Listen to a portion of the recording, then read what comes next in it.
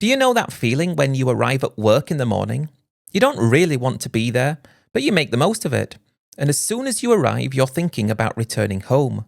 Maybe going out for something to eat. Maybe you're thinking of going and enjoying your favourite hobby. And you're just generally excited about the prospect of what you're going to do that evening. By the time you actually arrive home, you're so tired after work that you can't even be bothered to cook a healthy meal. You end up ordering takeout food, slumping in front of the TV, cracking open a few cans of beer, or maybe a bottle of wine. Then, you repeat the whole process day after day. Excitement in the morning about what you're going to do when you get home, yet at the end of it, you end up doing nothing. I was getting absolutely sick and tired of that way of life, to the point where I just didn't see the point of the existence anymore. If you add all that together with wondering what you're even working for in the first place, a mortgage for a house that you were told you needed to invest in for your future, the car loan that you paid for just so you can get to work, and every other bill and expense that came your way, I got to the point where I had just about had enough. I wasn't saving, I wasn't investing, I was just existing day to day. I'm not saying that I was any different from any of the other people who had to live like that. I wasn't. I was just the same. But I got to the point where I wanted to escape from the rat race because I started to think like I didn't even need to be involved with it anymore. I had friends who spoke about the same thing. But the difference between me and them was that I was actually starting to think about doing something completely different. Changing up life altogether. Escaping, and doing something that I could actually enjoy and be proud of. It wasn't about the money anymore. It wasn't about anything other than I got to the point in my life when I realised that I only had one go, and I didn't want to continue wasting every single day that I had nothing in return for. I wasn't going to do it anymore. And it took me to the age of 53 to come to this realisation. I just so happened to come to this realisation about 3 months before the global pandemic, and I was thinking about different things to do. Then all of a sudden, I couldn't do anything different anyway, apart from I was able to work at home like everyone else could. That did free up my time to be able to do lots of research. What do other people do? How do other people live who don't want to live like this anymore?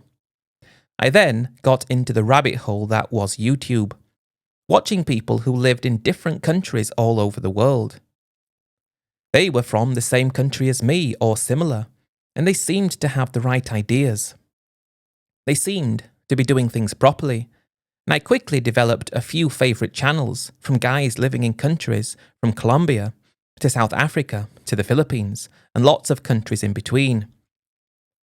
I found it so fascinating to watch how different people lived in different countries.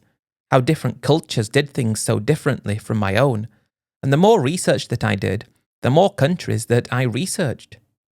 I kept coming back to the Philippines though, as the country that I felt like could be the answer to all of my problems. There was a guy that I used to watch from the States. He'd been living there for a number of years, and he seemed to have everything dialed in. He was living out in one of the provinces with his Filipino wife, who was considerably younger than he was. And when he was filming his videos, the way she looked at him, the way she behaved around him, it was as if she was so grateful that she had had this opportunity because of this guy. I suppose when you're watching something on video, you see it the way you want to see it. And that doesn't necessarily mean that how you see it is a true representation of how their life was actually going. But that's, anyway, how I felt it was. I also watched a guy who was living in Colombia at the time, and he's got so many subscribers on his channel now, a younger guy. And while I thought where he was living looked so amazing, and the things he did were so amazing, when I was watching videos about the Philippines, everything looked so much safer. At least that was what my perspective was. Perhaps I'd been through the news multiple times about Colombia over the years, and I wasn't feeling like I'd be very safe there. Brazil as well was a country that fascinated me deeply. However, all the talk of robberies and hold-ups and things like that just wasn't something that I wanted to entertain. I did watch many guys in Thailand too, but Thailand just seemed like the place that everyone went to. Every single man and his dog seemed to go to Thailand, and I didn't want to just follow on what everyone else was doing. So I guess it was around 3/4 of the way through 2020 when I decided that I would concentrate on the Philippines, and I would firstly work out how I was actually going to make it happen, and secondly, do as much research as I could so that when it was finally time to go there, I would be able to. I thought that by doing as much research as I was doing, watching guys who had lived there for years, when it was finally my time to go, I wouldn't fall prey to many of the scams and problems that people faced in the Philippines. But one of the problems, I suppose, was most of the channels I was watching, while they warned people about things that went on, they always seemed to have very positive slants on everything. It was as if talking negatively about anything was frowned upon, and because of that, while people said you shouldn't do certain things or you should be careful about certain things, they were saying this when they had their own girlfriend that was far younger than them, but their girlfriend was different. Don't meet a girl in the bar, they would say. Okay, that's one thing. Don't do all kinds of things. So I knew what to look out for when I was there. Of course, it was still a long time to go before I could even make it to the Philippines, and I started looking into my finances, thinking how I could actually make this work. I had my house, as I said, that I was paying the mortgage on. I still had about 11 years left on that. Aside from that, I didn't really have anything. Maybe the equivalent of $15,000 in my bank. My car, worth the equivalent of $5,000 if that. And I could probably scrape together another $10,000 on top if I really tried. I guess I could release about $120,000 in equity out of my house, which would give me a total of around $150,000. That's nowhere near enough to retire on, but I was thinking that because I was able to work from home now, it was actually my hope that I could convince the company that I was working for that when the time came, I would be able to continue working from home. If I could do that, I would be able to get my salary, which was the equivalent of about $2,800 monthly. This was my hope, but I also started doing lots of research, again with the help of YouTube, on how to work online as a freelancer if you weren't able to work for a company, and there seemed to be so many different websites that offered this kind of thing that I thought this could be something I should try when the time came. But it was my hope that I could continue working for the company I worked for. I'd given them 20 years, I didn't need to be in the office, and I probably would have accepted a pay cut down to $2,000 a month if they would have let me do it. And then came the delicate task of trying to raise this with my boss. By 2021, I was constantly watching content about the Philippines. The way I had my workstation set up at home, it was in the living room, and it was great really, because I had a big flat screen TV with YouTube playing videos all day, YouTube Premium, so I didn't have to watch ads. And I would be working away, and I felt like I was in the Philippines with these guys who were making the videos. I actually picked up a camera and started recording a few videos, thinking about documenting my own journey from working to moving to the Philippines, but I felt so uncomfortable on camera and I could never get used to it, so I quickly gave up on that idea. I started looking up to YouTubers as the guys who knew what they were doing, and I want you to picture my typical day. I'm single, so I can do as I please, but I wake up around 7 a.m, go for a run on my treadmill for about half an hour, shower, breakfast, everything normal, not very interesting stuff. And then I had a big armchair in my living room. I bought myself this really good desk that you could tilt on an angle, so basically you could just lounge in this armchair and work at the same time. It was incredibly comfortable. And I had YouTube and videos from Philippines playing on full blast all day. Anytime I needed to do meetings, I would mute the TV. And I did that for month after month after month, and I felt like I was actually getting to know the Philippines very well. The places I was most interested in going, aside from Manila, which interested me the most, were Cebu and of course Angeles City. I think because I was watching only one particular type of content, I might have had the Philippines all wrong. Although things were said that you needed to be careful of, that was beside the point. I started to shake thinking about being there, and around July of that year, that was when I got the courage to tell my boss that I was thinking that I would like to continue working from home indefinitely. I'd been working so hard, I was one of the best performers on my team, and he said to me that that was very interesting because he was about to have a meeting with the whole team. About 80 people worked for the company, and he said he couldn't say anything now, but this meeting was going to be in a few months' time, so hold on and wait for that. I had no idea what this was going to be about. Was it going to be him saying the company was closing down and everyone was out of a job? Or was it going to be something more positive? It was a positive thing. He gave everyone the option to work at home indefinitely if they wanted to. So that was step one out of the way.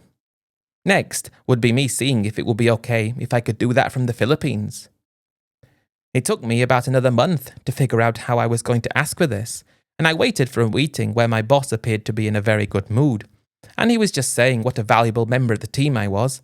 Thank you for doing such a good job, even though we weren't in the office. And then I said to him, I'm thinking about moving to a different country, and I want to continue my job. Would you have a problem with that? He asked me which country. I told him the Philippines, and he said, oh, that's interesting. And he said, as long as you do the work the same way, I can't see any reason why not. When I came out of that meeting, I don't think I'd ever been as excited in my life. My path was now open for me to go to the Philippines as soon as the country opened, and now it was just a waiting game. I was fully vaccinated, which meant that when the Philippines announced they were going to open, I think it was December 2021, I thought I'd better get a move on and start putting everything in order, and I listed my house for sale. I was lucky because it was in a very sought-after area and would sell quickly, and I got rid of everything else I could in the meantime. I got an offer on my house, the sale was going through, and then the Philippines postponed the opening date to around February 2022. Because of that, I was now in limbo for a few months, but I didn't care. I had all my money, I had my job, and when the Philippines did open for fully vaccinated people, I was one of the first people to make my way there. It didn't feel like I was going somewhere new. I didn't feel like I was doing anything strange. I'd spent thousands of hours watching so much content about the Philippines, sometimes watching the same video multiple times. I felt like I knew my way around certain places. I knew what to look out for and things to do. I didn't feel like I was someone brand new to this, and that gave me a sense of confidence that everything was going well. I booked 2 weeks off work. I hadn't had any time off for a long time, and that should give me enough time to settle in. I couldn't wait to get there.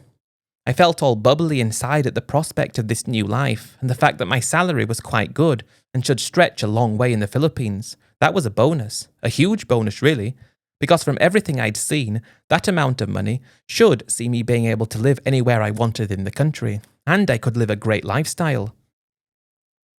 The only thing that I was a bit worried about was the time difference, which meant I would have to work unsocial hours, but that was only a very small price to pay. I can remember landing in the Philippines like it was yesterday. A huge rush of adrenaline came over me when I was in the airport. I recognised bits of it from all the videos I'd seen, and I knew which way to walk and what to do.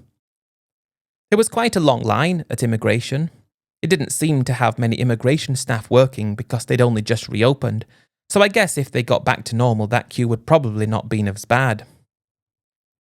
After that, I'd already downloaded this app called Grab, similar to Uber in my country, and I had one of those SIM card plan things that many of the YouTubers advertised. I even used one of those guys' links so that I had the ability to use the internet straight away. People still seemed to be a bit wary about things because the country had just opened. People were still wearing masks everywhere, but I was okay with that, and I put on a mask as well out of respect for everyone else. Based on everything I'd seen, I wanted to stay in BGC. I had a hotel there for the first week, and then I had a hotel in Angeles City after that. I wanted to see where I liked the most and then rent a place before I had to start work again in 2 weeks' time. I would probably have needed to have spent a few more days in hotels, probably a week actually, to do my work, but being there was the best thing ever. I knew I would need to arrange a better visa, But I could extend this one, and I could maybe leave the country temporarily and come back again, and I wasn't in any hurry to do anything more serious than that. In the Manila traffic, again, it wasn't as bad as it became later, but seeing all those sights around me, I felt like I was home even though I'd never been there before. And when we arrived in BGC and I went into my hotel, all the people were just as friendly as everyone said they were.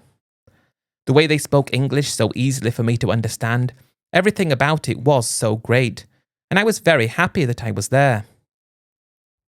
I arrived really early in the morning, so I had the whole day to walk around and explore, and I walked for hours and hours that day. I didn't even sleep on the flight, but I wasn't tired. I was too excited to be at this place that I'd spent so many hours looking into, and I walked from BGC all the way to Makati, and while I had to bring up a map occasionally, I kind of knew the way already because I'd studied Google Maps for a long time already. I didn't do anything else on that first day there. I had something to eat in Makati and then I got another grab back to my hotel, but that feeling that I'd made the right decision was immediately right with me. The Philippines was actually better than I thought it was going to be, and yeah, it was good based on everything that I watched, but living it, I can promise you, is far better than watching it. Over the course of the next week, I explored as much of Manila as I possibly could, and I fell in love with the city. I did all the daytime things, went to see some of the famous sights, and also enjoyed the nightlife for what it was. There was one guy that I used to watch who said the nightlife in the Philippines was the best thing in the world, and he wasn't far wrong. The things you could do, the things you could get up to, it was quite crazy really, just what you could do. I had all my money in my bank in my own country, and I even spent a little bit of time looking around condos in BGC, and while I couldn't afford a big one, I actually had enough money to buy a small place of my own. Call it a nice one-bedroom unit with great views over the city. I was making the same amount of money as I was in my own country, but now I didn't have a big mortgage payment, I didn't have a car payment, and things were considerably less expensive, and life was starting to look really, really good for the first time in a long time. From Manila, I went next to Angeles City, but I quickly found out that that place wasn't really somewhere that I would want to spend a long time. I had to go and check out the bars, of course I did, because that's one of the things that was almost like a rite of passage. But I couldn't really see myself spending a great deal of time in the bars like that because they were just too seedy for my taste. Great to say you've been, though, and if you're going to the Philippines, even if you just go in a few of them to say you've seen it, I think it's worthwhile. Because you can hear it described so many different ways, but you've got to see it to believe it really. The fact that the girls like that were so gorgeous and available was crazy, but the fact that it was so easy, I was just not the sort of person who would even be tempted to have a girlfriend like that. I couldn't really understand why anybody would get enjoyment out of it really, if I'm being honest, but to each his own. After Angeles City, I went back to BGC, because that was the place that I liked the most in Manila. I didn't have time to go to Cebu because I needed to get back to work, and I planned to spend a week in another hotel while in the daytime looking around for somewhere to rent and working at night. It was such an incredible point of my life. I only thought things were going to go uphill from there. It was strange doing my first shift from a hotel in Manila, a great internet connection, and we couldn't even tell that I wasn't in the same country. Nobody seemed to mind. And after that shift, I was electrified in a way that I'd never been before. Just thinking about the fact I was going to be earning my salary, I wouldn't have to pay any tax on it because I wasn't living in my own country anymore. And when you worked out how many pesos you could get out of it, that was so exciting. I found a place to rent that week, signed a contract for a year, and it was also that week that I joined a dating site to see if I could find a partner so that I wouldn't have to be alone anymore. I completely gave up on the whole idea of finding someone in my own country because it always seemed that I wasn't good enough for anyone. It always seemed that I wasn't able to provide well enough for anyone. And from what I'd heard in the Philippines, because I was on a Western salary there, I should be able to find someone who would be able to be happy with me and would see me as being good enough. I was quite shocked by the number of messages I had from different women almost as soon as I signed up to the site. I was in my early 50s, and I was getting messages from girls in their early 20s, and that just wasn't something I thought was going to be a good idea. I did go on a date with this 22-year-old. She was gorgeous, but it felt so weird, and I promised myself that if I was looking for someone, I would try to find someone who was at least 35. Still younger than me, but not so young that my younger self would be embarrassed. That's the way I like to look at things like this. What would my younger self say if I was older? If my younger self would say don't do it, then I think that's a good starting point. So I ignored all messages that I received from anyone under the age of 35. I was getting so many messages that it was only a few days later when a woman who was exactly 35 sent me a message. She seemed to be just your normal, typical sort of person, and I thought it would be a good idea to arrange a date with her. I'd only been on one date so far with that 22-year-old just to see what it was like, so we arranged to meet up at Shake Shack of all places in BGC. I know that's not the most romantic location for a date, but I'd been going there quite regularly since I'd been in BGC because the burgers were really good, and that was good enough for me. And I still wasn't enjoying Filipino food very much because it was so different to anything I'd eaten before. I'd arranged to meet her on a Saturday, so I didn't have to work that day, and I was actually quite nervous when it came time to meet her because I didn't know what was going to happen. I arrived about half an hour early to the date, and she showed up, looking exactly like her pictures, and I was floored when I saw her, because the very thought that she wanted to meet me for a date made me realise that I was in a very different place than I was from. Eating burgers together was quite a weird experience, really, because, like I said, it was a strange place to have a date, but she didn't care. She held the burger very daintily, which I thought was sweet, and we talked for about an hour in there, which gave me a good chance to get to know a bit about her. She was actually living in Quezon City, which was quite a way away. She was working there as a caretaker. She was from that part of Manila, and she said she lived in not the best part of town, as she put it.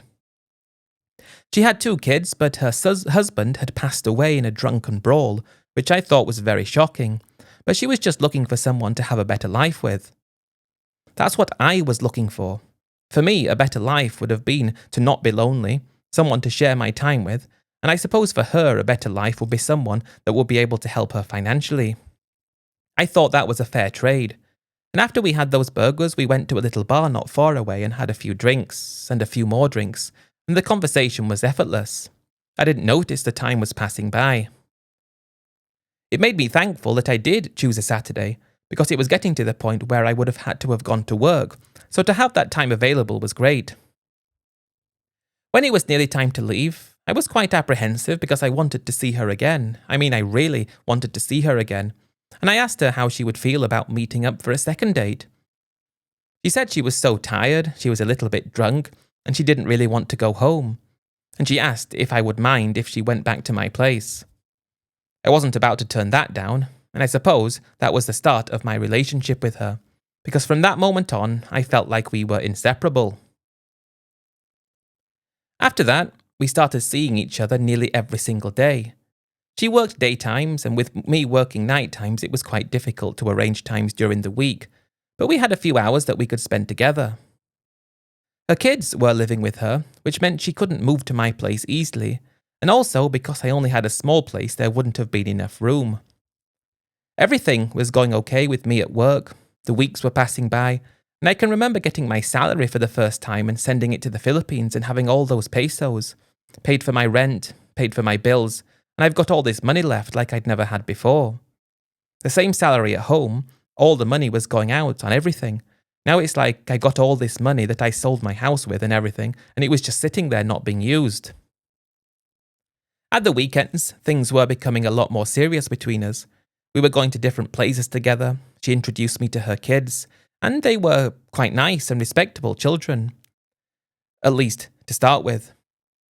Her youngest was 12, eldest 13, so it wasn't like they had much longer left before they would be leaving home anyway. Time was passing by, I extended my visa, I left the country and returned, and it got to the point where I didn't want to see her every day without being with her. So I came to the conclusion that it would be best if we lived together. I didn't know what the case was with regards to her family because she never talked about them and never really mentioned them, and I thought that was a bit strange because I'd heard that families were extremely important in the Philippines. And it was around this time that I actually asked about it, and she said that she had some issues when she was with her late husband, and they had a big fallout and she'd never bothered to reconnect with them. I thought that was quite sad, but I wasn't going to push it. Apparently, she had 11 siblings, which I thought was crazy, and she sort of said they're not going to miss one. I felt bad when she said that, but like I said, I'm not going to push it. I was really liking living in BGC though, and if we were going to be in a bigger place, she had a son and daughter who would need 3 bedrooms then, it would eat up most of my income, which I wasn't prepared to do. So we started looking at different places around the city to see if we could find somewhere to rent that we could all live in that wouldn't break the bank. I wanted to have most of my money left over. We weren't rushing, but eventually we found a suitable 3-bedroom place in Makati. It was still quite expensive, but I could afford it and still have money left over. And we moved in together, which was really weird. She had to stop working because her old job was so far away, because she didn't really make enough money, and her kids actually changed to a different school, which I agreed to pay for. At this point, I'd say we were close to the end of 2022. I'm so happy with the decision I made to move to the Philippines. I'm feeling like it's the best thing I've ever done, really. I've got an incredible partner, living in a great place. My money goes so much further. I still had all my savings as well. I hadn't really spent any of it, and I'm starting to think life couldn't get any better. I guess, when things are going too well, there's always going to be something to go wrong. And out of the blue one day in December of that same year, we had a meeting with everyone from the team, and they said they had an executive decision and they decided that everyone needed to go back to the office to work, and there was going to be no exceptions. I was flabbergasted when they said that, because it had already been agreed that I would be able to work from overseas, and now I'd built my life there. And after that meeting, I had a word with my boss and told him that I had just built my life here, I'd sold my house, and going back would cause me a huge amount of stress, not to mention I'm in a relationship with someone and I've just moved to a bigger place, and if this happens, everything is going to go wrong for me. He told me that his hands were tied and there was nothing that he could do about it. But there was going to be a 3-month transition period, so I was free to be able to work through that time. That was a very low point. Just when things were looking perfect, I had 3 months left at work. Then I had to either return home or stay and do something else. I didn't know what to do, actually, but I was even thinking about marrying my partner at this point, and I wasn't thinking about leaving the Philippines ever again. It was a choice that I would need to make, and it was a difficult choice. It wasn't going to be easy, and it wasn't going to be good either way. On the one hand, I'd lose my job and I wouldn't have any income in the Philippines anymore, or on the other hand, I'd lose my partner, who I was starting to think about spending the rest of my life with, return home, and then all my money was going to be spent anyway. I decided to see out those 3 months, stay in the Philippines, and look for something to do there, because I had a reasonable amount of money to be able to do that, and I thought we would be able to get something to work. I did have the $150,000, which felt like it should be more than enough to do something in the Philippines, but I was planning on looking for other work online first. One of the problems I was facing was that my profession, the thing I did for most of my life, was something that could be done by people from different countries as long as they had the ability to speak English. I wasn't in a specialised field, so all the jobs that I was able to find online only paid about 40% of what I was currently being paid at the moment. While I could have survived on that together with my partner and her kids, it wouldn't have been the same kind of life that we were living, and that was what I was in the Philippines for in the first place.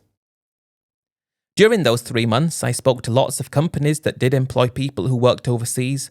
I signed up to lots of job websites for freelance work, but I quickly came to the conclusion that that simply wouldn't give me the amount of money that I needed. I tried to speak to my boss countless times.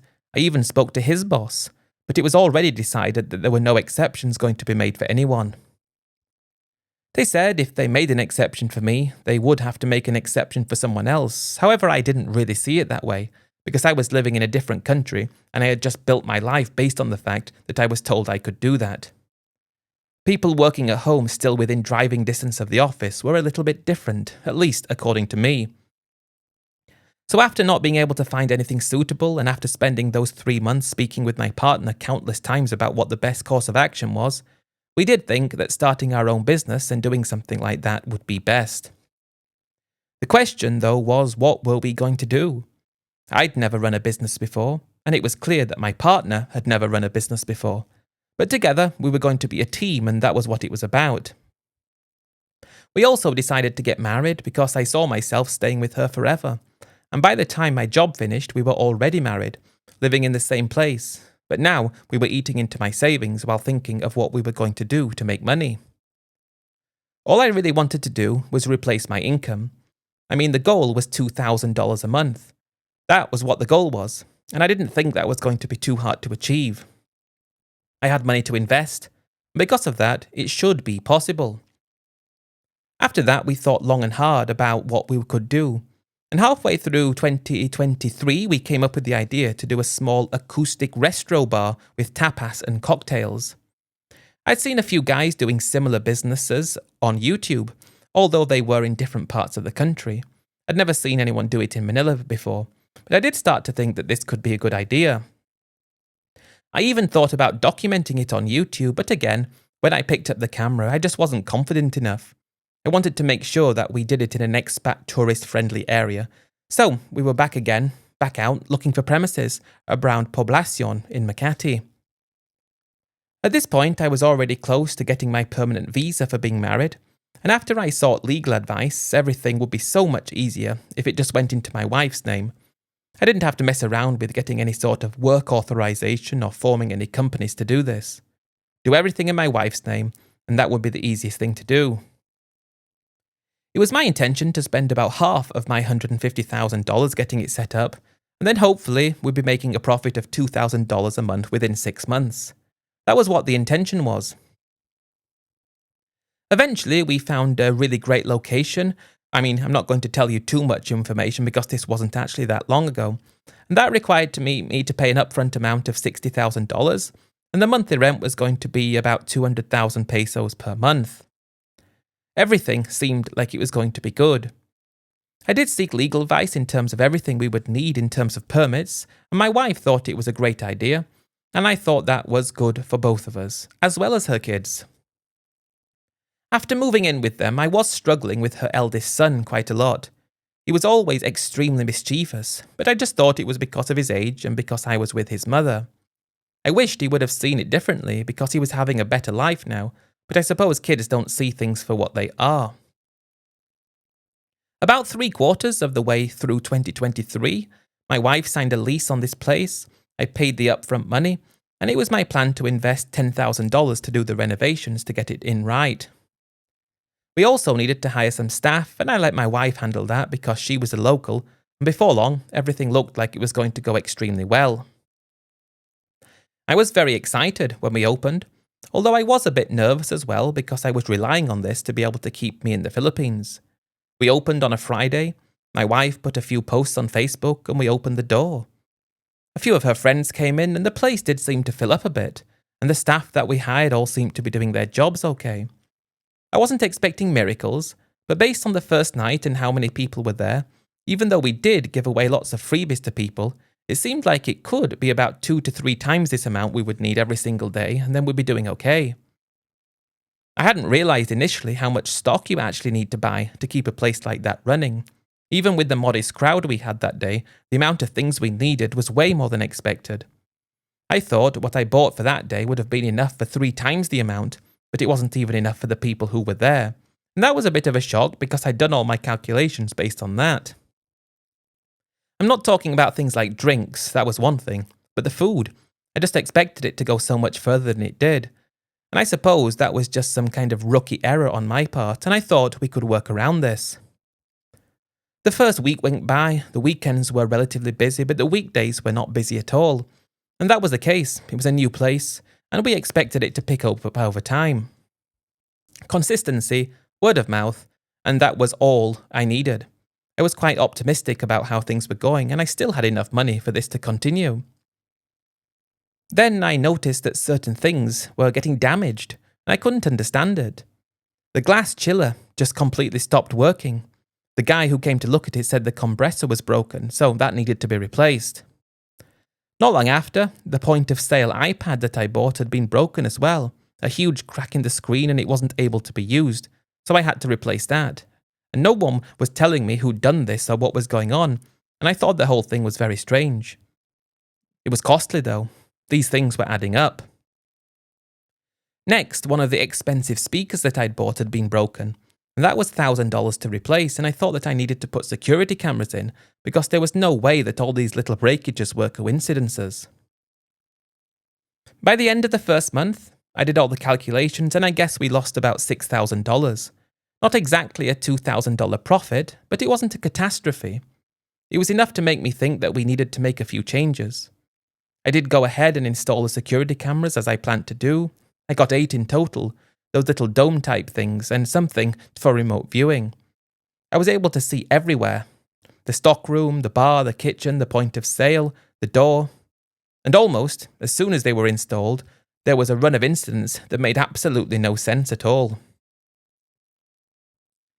2 bottles of expensive imported gin, a bottle of whiskey and a bottle of vodka had somehow slid off the bar and were smashed all over the floor. The replacement ice pad that I had to buy was broken as well, and it was obvious that it was unusable, and it did appear to be deliberate. I still couldn't understand it though.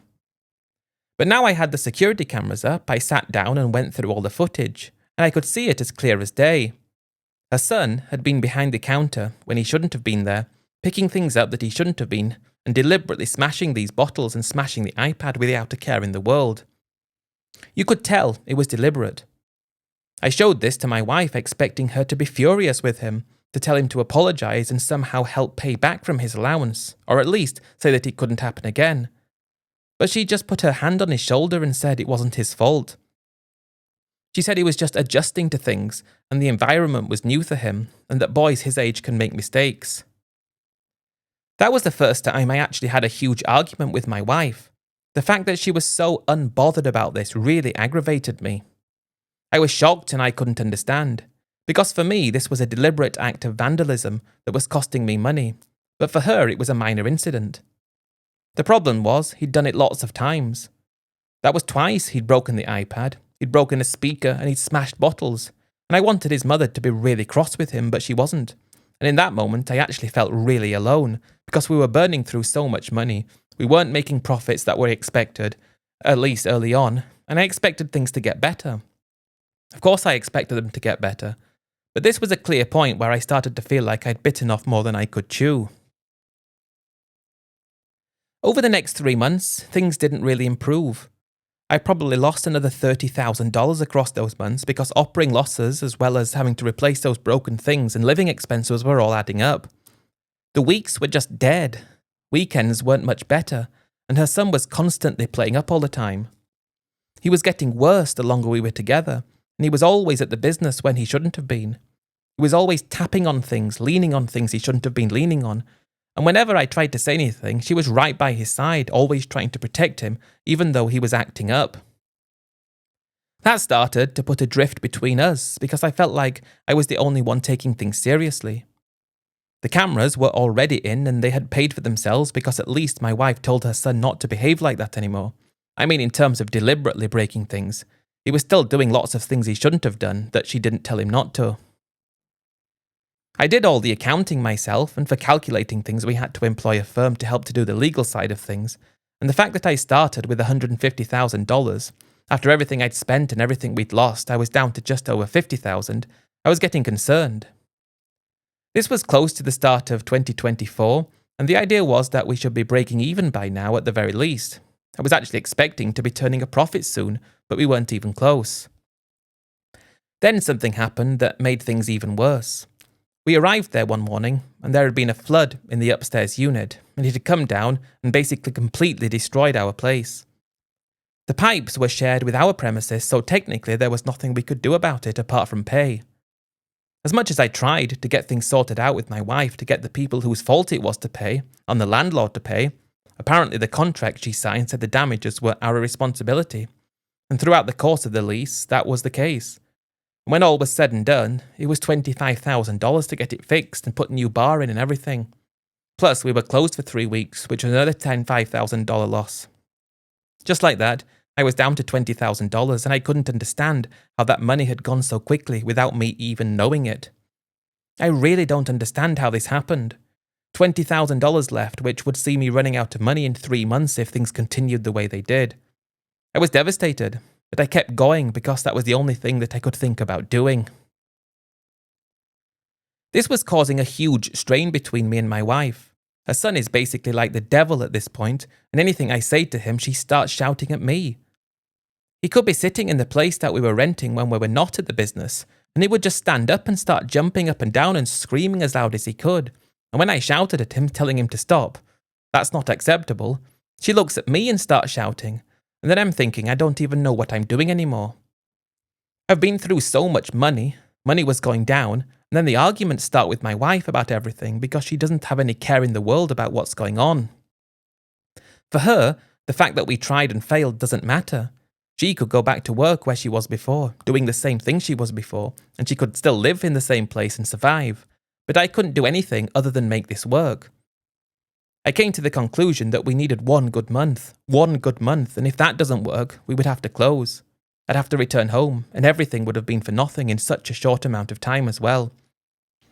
I'd have been better off using that money to live for 6 or 7 years and doing the work I could have done online, even though it wouldn't have been enough money. All I wanted to do was make $2,000 a month, that's all I wanted to do. But instead, I'd nearly blown through $150,000 in less than a year. Needless to say, that month failed. Another $6,000 gone that month, and I'm down to $14,000. And I told my wife that I think she needs to go back to work. When I said that, she said that she can't do that now because she's a business owner. We need to make the business work. And I told her I don't have enough money to do that. Add that to her son, who was misbehaving all the time, and she never wanted to tell him not to. It did get to the point where I'd had enough of everything. I mean, I didn't really have a choice. I had to leave. I pushed on for another 2 weeks, hoping for yet another miracle, but no miracle ever came. Arguing with my wife every single day. She doesn't seem to care about this, and at this point, I just walked out because I couldn't see any option. My heart was pounding as fast as it ever had pounded before as I left with only a bag. I booked a ticket home, and when I sat on the plane thinking about what had happened, I was so shocked that this had happened so quickly that I couldn't even process it properly. I still haven't been able to process what had happened because it was such a quick downfall. Back at home, I contacted my old boss, telling him I'd failed and I wanted to get my job back. Is it possible? And he did give it me back. But now, I didn't have a house to live in, I didn't have a car anymore, and I'd lost basically everything. I was starting again, halfway through my 50s, because all I'd done was try to succeed in the Philippines, but instead I'd failed. I'd failed so badly, and I lost all my money. What was worse was I loved my wife so much, and her attitude was so different to anything that I was used to. And the way her son behaved meant that not only did I lose my money, I also lost someone that I was in love with. I'd never had that much love in my life before, so it was a blow on both fronts. The Philippines promised everything to me, all those thousands of hours watching about it, and I wanted to be part of it too. But instead, it chewed me up and it spit me out, and I'm now a broken man.